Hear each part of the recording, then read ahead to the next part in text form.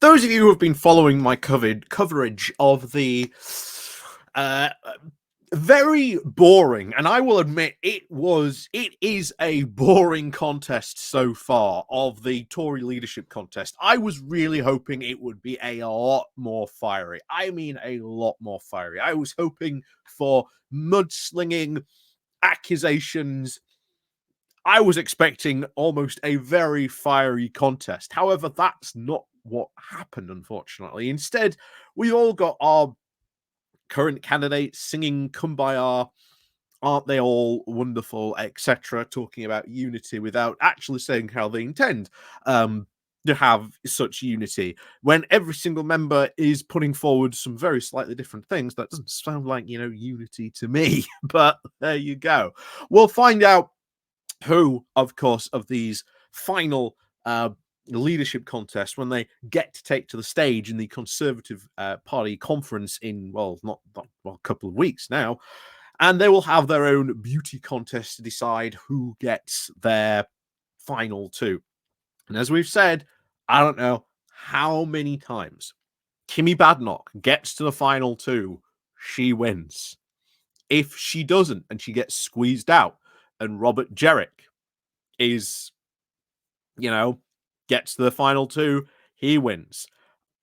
Still shocks me that the Conservatives learn absolutely nothing and put someone like Robert Jerrick as a man in charge of their party when he's got just so many scandals. And you're like, did you learn nothing from this? And yet, the other thing I keep on talking about is the fact that the membership of the Conservative Party is drifting ever more further right wing, to a point where there is almost this realization by many of the members, we've seen in some of the comments, being put off by their own membership, not even wanting to take place, refusing to even actually cast a vote at this particular contest, because some of them have expressed huge reservations at these people who are in the contest. And it's like, okay, whoever wins this is not going to last long. I've said this before, I'll say it again. By the time we get to the next general election, there is going to be at least 2 or even 3 leadership contests in the Tory party, because they are in an absolute mess and they really refuse to do any of the necessary things to actually clean up their party. So there you go. But we're going to go over something quite interesting today. And this is someone writing in Conservative Home trying to defend the membership. And I was just like, how can you defend the membership, considering that after Liz Truss, there was a serious moment where it really looked like it was going to be a Rishi Boris runoff to the membership. And the membership would have overwhelmingly voted to have Boris Johnson back in. And they knew that was going to happen. So all the MPs had to very much quickly coalesce around Sunak, because they knew what a bad look that would be. And ever since then, there has been an uproar from the membership over that. We've seen them in the lead up to election. We've even seen it since then. A lot of them saying, we do not trust Sunak. We never wanted Sunak. We wanted Boris. And yet, really, you wanted Boris again? Good luck. Good luck, guys. And yet, someone here is about to defend the membership and their insane choices that they want to make for who leads their party. What could possibly go wrong? Anyway, before we do get going into this, please do remember to click on the like, share, and subscribe button. And of course, down below, there's the Patreon page, there's the Buy Me a Coffee link, there's the YouTube thank you button, there's even the Pony Club down below as well. So thank you very much to everyone who does support the channel that way. And of course, you can always click on the like and share button. That always helps out the channel as well. And of course, don't forget to leave a comment as well on what you think to this bizarre defense of the membership in this case. So over we go to Conservative Home, because only on Conservative Home would you see this amount of comedic value coming from the Conservative Party. So this is written by Paul Atkins. This is what he had to say on this, trying to defend the membership. It doesn't matter who's in the final two, because the membership will just vote for whoever is most right-wing. This is a statement that I've heard more than one time, and I'm sure many people reading this will agree with the sentiment. On the face of it, the past supports this. And it's not just the past, that's what the membership wants. That is what the membership is going to vote for. I keep on pointing out the opinion polls on Conservative Home for a very, very long time when it has come to these contests, or who is more likely to, rise to the top and claim the leadership. These polls have been spot on to, almost like, 100% accuracy. It is scary. And the membership is saying very loudly and clearly they want Kimmy Badenoch. That's if she gets to the final two, she wins. But anyway, he continues. We have had 4 leadership elections where members have had a vote. Ian Duncan Smith versus Ken Clarke in 2021, David Cameron versus David Davis in 2005, Boris Johnson versus Jeremy Hunt in 2019, and Liz Truss versus Rishi Sunak in 2022. And in these three of these elections, the candidate seen as on the right won. So, not 100% true. David Cameron really is the exception here. Really the exception. Cameron sold himself very much as the centrist candidate, and ultimately the right never felt they won that election. That Cameron never really delivered for them. But you can only find thousands of comments that we have seen many, many times before when we've looked at the comments in these things. How many times have we seen constant complaints of David Cameron was the downfall of the party, and only when we got back Boris Johnson did we win on that. But yeah, kind of bizarre, but there you go. So back to this. However, as any student of statistics knows, the sample size of 4 is now not enough easy to confirm a trend. Equally, how someone did act in the past is not necessarily a good indicator for how they will act in the future. True, but it is a pretty good indicator. A pretty good indicator on that. That's for sure. Reducing, of course, the leadership elections down to a binary left versus right choice misses the plethora of other factors now in play in each election. The popularity of the candidates, the performance in their campaign, the state of the party at the time, and who the parliamentary party backed, and so on. And true, but from what we've seen in the past, membership has ignored that and has been expressing their frustrations ever since, there was going to be that potential Rishi versus Boris, and they were frustrated. They didn't have a say. They were also frustrated, of course, they never got a say on Theresa May. But that happened because there was a leadership contest, and then everyone realized, oh, wow, this is an absolute poison chalice. I want nothing to do with this. And everyone just backed out, and it was just left with Theresa May. And, well, we all know what happened there. So, the first of these leadership elections took place at a time when William Hague's reward for 4 years of opposition was gaining 1 extra MP. The members were given a choice of a very pro-European candidate in Clarke and a very much more Eurosceptic Duncan Smith. The latter won with 61% to 39%. And again, he's not really acknowledging that the membership fundamentally over that time has changed. Fundamentally, since 2016, really under Cameron, the direction of travel of the membership got more and more right-wing, and he's not acknowledging that. You can say, oh, but what about this election? He was, he wasn't right-wing. He's about to bring up Cameron was a centrist, but the party and the membership has gotten more and more right wing, and it's this almost lack of acknowledgement that there is this membership, that it's like that, and he's not even acknowledging that is a thing, that has happened, that they've put forward more and more right wing candidates, not only just for MP positions, but who they express a longing for and desire.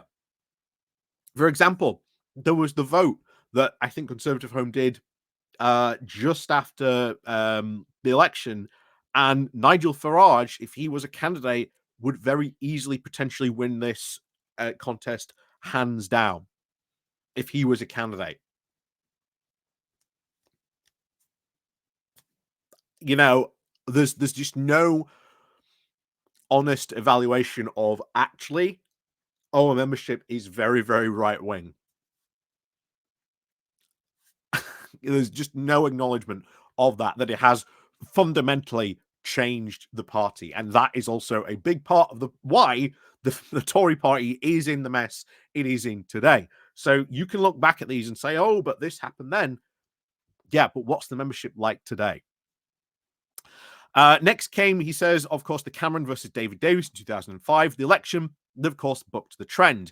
Cameron was the more centrist candidate, but he won the largest share of the members' votes in all 4 elections, 68 to 32. And of course, in the 29 contest, Brexit was now the dominant issue. The final 2 were widely seen by memberships as Leave versus Remain. So it wasn't really surprised when Johnson romped home with 60% of the vote and 34 for Hunt. Fast forward to 2022, and the political situation has changed dramatically. Based on how the 2 candidates campaigned at the 2016 referendum, it should have been an easy win for Sunak. But the leadership election wasn't about Brexit, and the membership didn't vote down those lines. Instead, this much closer election of 57 for Truss, 43 for Sunak, had an array of underlying issues that shaped the results, and I'll highlight 3. Yeah, it was. I like how he says it wasn't about Brexit, but one of the big things that Truss was pushing was that Brexit hadn't been done properly, and that she was the one to do Brexit properly, that she would finally unleash all those Brexit promises, which was part of her whole mini budget thing. That never gets brought up for that. So this continues. So Sunak, of course, ran his campaign like he was making a general election pitch to the country, while Truss was more focused in her messaging. I will still see serving in the regular army back in 2022, so I had to keep my political affiliations close to my chest. But as a party member, I could vote.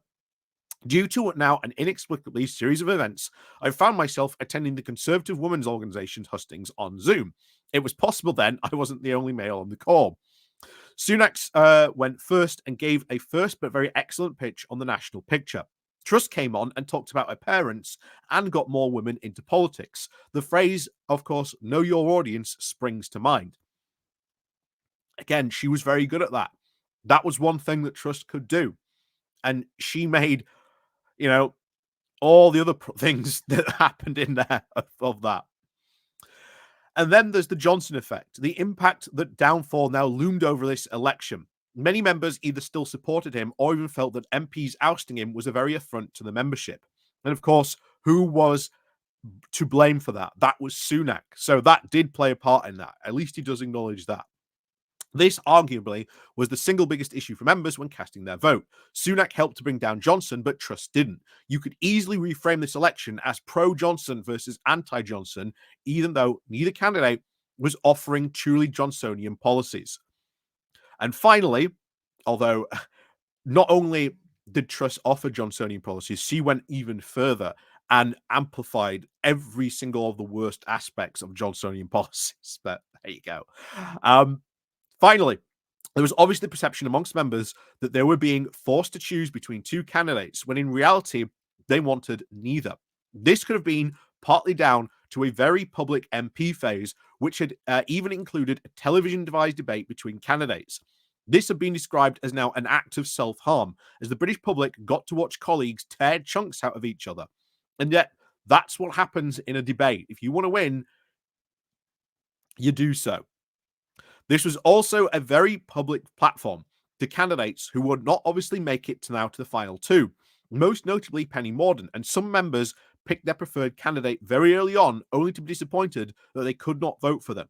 A rumor even went around the membership that the Sunak team had now whipped up some of their MPs to vote for Truss over Mordaunt, as Truss was now potentially the weaker candidate. Perhaps those even believed the accusation, voted for Truss as a protest. That's happened. That happens all the time. We actually saw that happen in the first round to get Priti Patel out. That's apparently why Mel Stride lasted as long as he did. Or shall I say, got a week's reprieve, because the idea was you get rid of Patel, and guess what?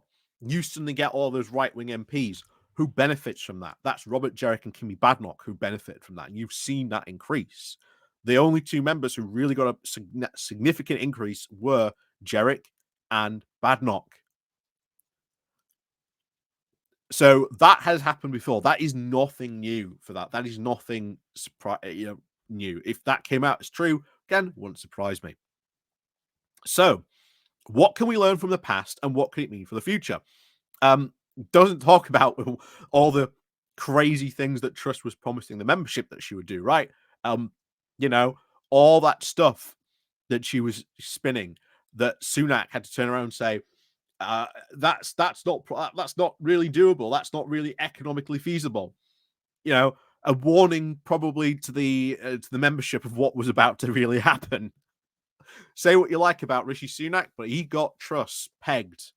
He got Truss pegged right down to the T of what a disaster she would really be. And then what happened? Johnson came back, and there was a worry that it was going to be put to the membership, and the membership would vote back Boris in. Doesn't talk about that, strangely. If this guy is trying to defend the membership, why is he not bringing that up? Why is he not bringing up all the crazy promises that Truss made? So, what can we learn from the past, and what can it mean for the future? In 3 of our 4 of elections, these candidates were now seen as more the right-wing one. However, you can only really attribute a left-right contest to now the 2021 election. In 2025, the more moderate centrist candidate Cameron won because he was now eminently more electable and had shone at the conference. That's true. In 2019, Johnson won as the Brexit candidate, but the only one who could break the deadlock. In 2022, the situation was far more nuanced. It wasn't. It really wasn't nuanced. It wasn't a centrist versus right-wing choice. It was the pro-Johnson, highly targeted, anti-status quo candidate versus the anti-Johnson, more general pitch and establishment candidate. So, simply assuming that the next leader of the Conservative Party will be whoever in the final 2 is more right-wing is an insult to our membership. It's absolutely not. The membership is being very vocal about who they want.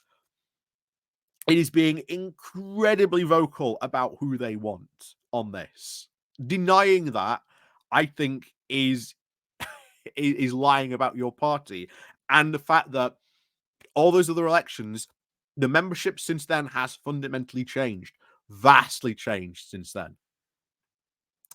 It continues. So there is, of course, much more now intelligent and prescient voting base than most commentators give them credit for. I don't give them any credit whatsoever. And if I'm right, then I offer the following unsolicited advice to our 6 candidates on how they could actually win over the membership. So, first one, don't spend the entire campaign slagging off your opponents. Oh, gosh, I hope this happens. I really hope this happens sooner or later, because I was thinking this was what was going to happen.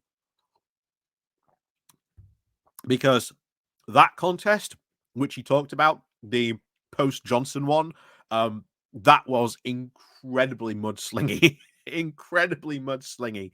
And I'm sad that it hasn't happened. But who knows? There's still time. Maybe it will break out. Who knows? We'll see. So, don't spend your entire time slanging off your opponents. What's he got to say about this? They are colleagues, not the Labour Party. Uniting the party is the number one task for the new leader, and that challenge has now already started. Set out a positive pitch and resist the urge to attack. it will do you and the party no favors, except people are going to be attacking you anyway. He doesn't bring up the fact that the Conservative Party has regicide now baked into it as a de facto position. He doesn't bring up the fact that there are numerous policy, political, ideological differences that exist within the party that still have really not been, tackled head on. And what do you do if someone else attacks you? Do you not attack them back? Because I'll tell you what, when you look at what the party says and what the party wants, they want Kimi Badnoch hard for that exact reason. So, point 2, rebuild trust. There have been now numerous articles written trying to analyze the why we lost the election, but I can simply use one word: trust. It was more than trust. It was more than that. We lost the trust of the public, and the membership knows better than anyone. Trust is very hard to earn and easy to lose, so a candidate who can make the best pitch in this area will be very well placed. That ain't going to happen, considering you're potentially about to elect Robert Jerrick and all the scandals and things that has happened. Gee, very trustworthy person, right? 3, present a plan for actually CCHQ and the associations. It wasn't just the parliamentary party that took an absolute beating this election. The loss of their MPs could be now a fatal to many associations unless we act now to galvanise our volunteer base and bounce back into force. Candidates must now offer a plan for how CCHQ and the voluntary party will operate in the future. This has been widely talked about MPs, people no longer having MPs, everything based around the fact that, you've had a Conservative MP for over 100 years. Now, all of a sudden, you don't. A lot of these local Conservative places don't know how to act in that space. So that is going to be interesting to see if they can adapt to many of those. But we'll see. The final one, look electable. Gee, look electable. When you're potentially about to elect Robert Jerrick, generic Jerrick, dubbed so by his own MPs. Not to mention the plethora of scandals that exist in that closet of his. So, look electable. This contest has now more in common with the 2005 than 2019, or even 2022. We're electing a leader of the opposition, who we hope will become the MP, not a prime minister. We cannot rely on someone who can win the electorate roundly by simply being competent. We need someone who can actually combine competence and charisma. The conference will be a very key moment to actually display this. And yet, no one's paying attention to the Conservative Party conference, bar, weirdos like me, who hope that this turns into an absolute bloodbath between the candidates, and just watching them start, quote, as you said, tear chunks out of each other. I hope that happens. But we'll see. So whichever candidate can now achieve these 4 things is the best chance of winning regardless of their quote wing. I hope that together we can actually find the best candidate to lead us into the next election and win. But then it depends what policies they put forward, what policies they're going to espouse. Not any of these candidates are seriously talking about policy or really changing any of the policy that lost them the last election. It seems to be a bit of a sticker. And then let's have a look, as we always do, at the comments. So someone says, lovely, except for the membership foisted completely unstable, unreliable, and unelectable candidates upon us on the previous now 2 occasions with the very attendant policy disasters. Again, very true.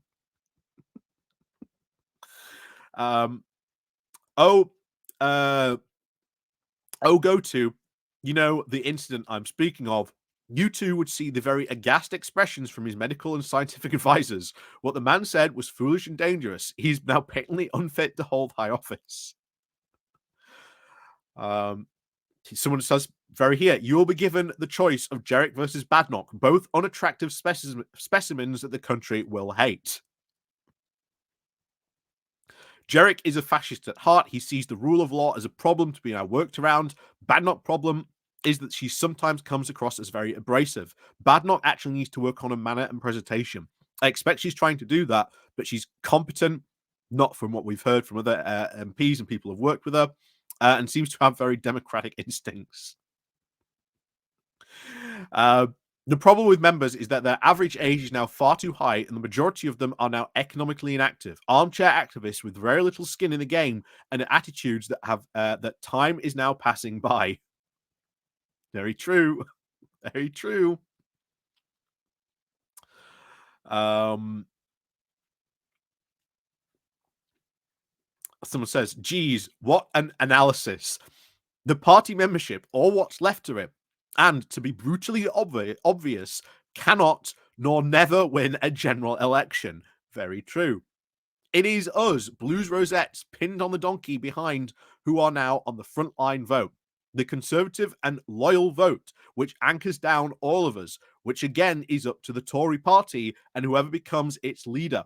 A leader from now of our past, and our leader now to the present, to a leader of the future, including not even flipping born yet. I am a conservative and a lifelong voter, for whatever it is worth anymore these days. I am just a blue rosette pinned on a donkey's ass, which will give me very comfort, especially after the 4th of July. I am not my own. I am not on my own. Hurrah! Go to your data, but stop pandering to the party only. Remember the remembrant. We are scattered about across the land. I do hope what's left of the party membership has now a collective vision and foresight to actually choose a potentially new MP next time, not just another conservative opposition leader, because MPs like Starner have given you all a very truly fantastic headstand you could not even make up. So choose well, my fellow conservatives. Choose well. Someone else here, conservative in Britain in just 3 seconds. Farage is great, yes, as are Reform. Jarek, yes, okay. Posed now the best of the awesomely weak liberal bunch of the non-entities and slippery globalists. Pray for Trump and second term.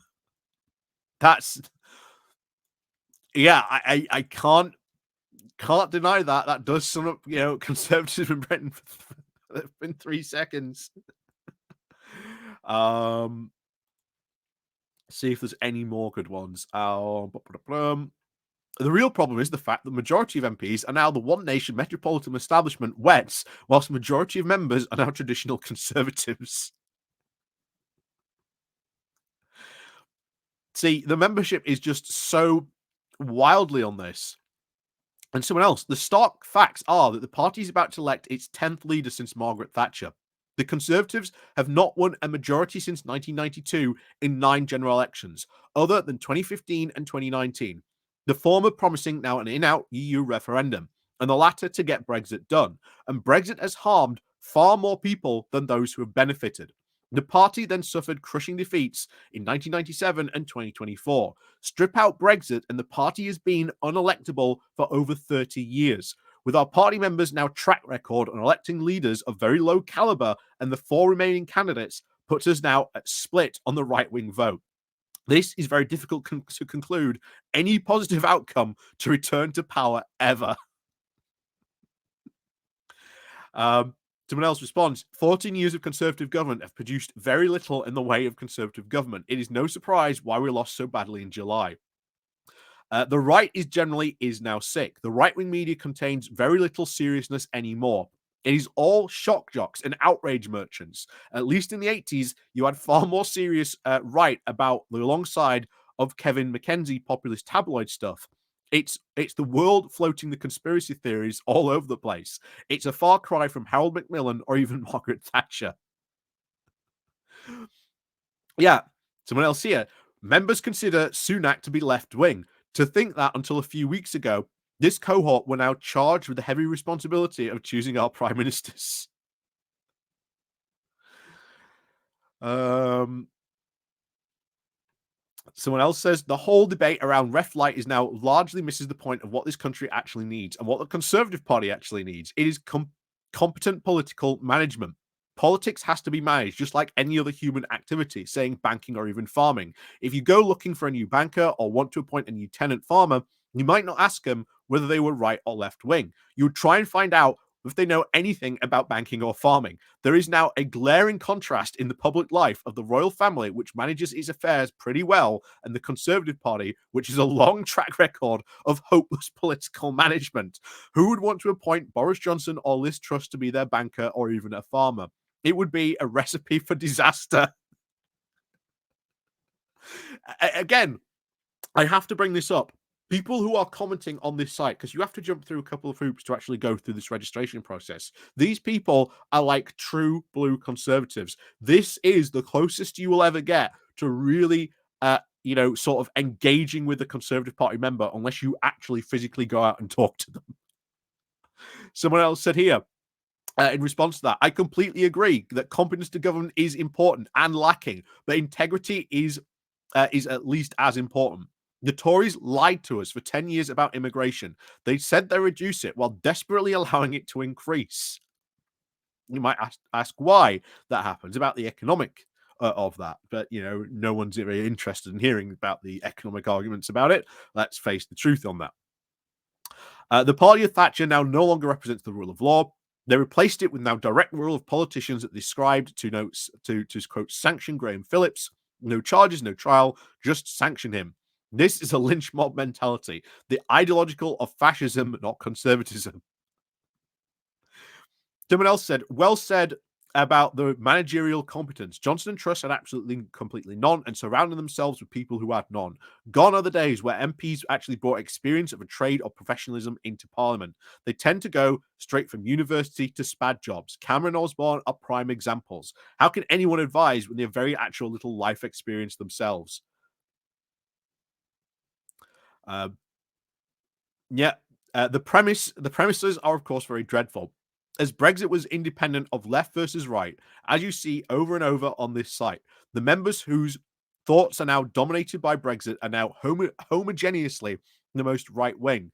But the conclusions are fine. All four are very good now for recovery. Tricky though, competence and charisma is not really on offer. Two candidates have very little to say for themselves apart from tearing chunks out of the others.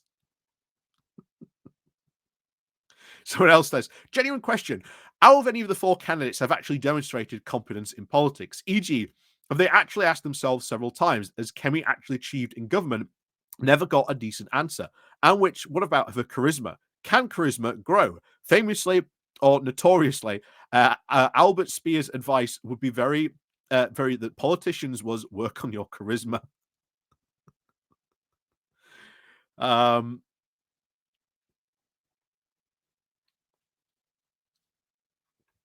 Yeah, someone else says any group of people who felt able to put Liz Truss in power probably deserves deserves a bit of slating for say 3 or 4 decades. If I voted someone in who managed to completely trash the economy in a matter of weeks, maybe I consider just not having any opinions in the future.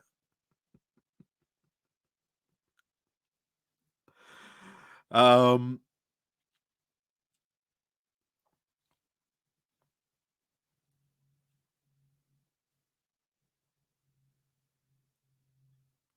yeah, so you can tell here there is no single acknowledgement at any point in this article that the membership has fundamentally changed in the Tory party. And until there's someone actually says that, it will remain the same. We've talked this before about the secret competitor in this election is the Grim Reaper. He is reaping up hundreds of millions of Conservative votes every year. The party is dying off. And to attract any new members, to attract any new blood, they would have to radically, I mean, radically change policy. And it is policies that the rest of that membership do not want. So the Conservative Party is going to be in for a very, very rough ride for a very, very long time. Very long time by the looks of it. And of course, what happens in this? Well, nature abhors a vacuum. Who's the person who's going to suck up a lot of that support? A lot of those, former Conservatives, they're going to go and join Reform. Will reform ever get in? Will it ever actually gain power? No, because Farage doesn't want to be in power. Like, fundamentally, the worst thing to ever happen to Farage would be getting in power, because then he would actually have to do something. He would actually have to do something, and Farage would not be able to do things any good than Boris Johnson or even Liz Truss. It would potentially be even a worse disaster than Liz Truss. So we'll see what happens in the future, but the Conservative Party ain't going to be making a recovery anytime soon.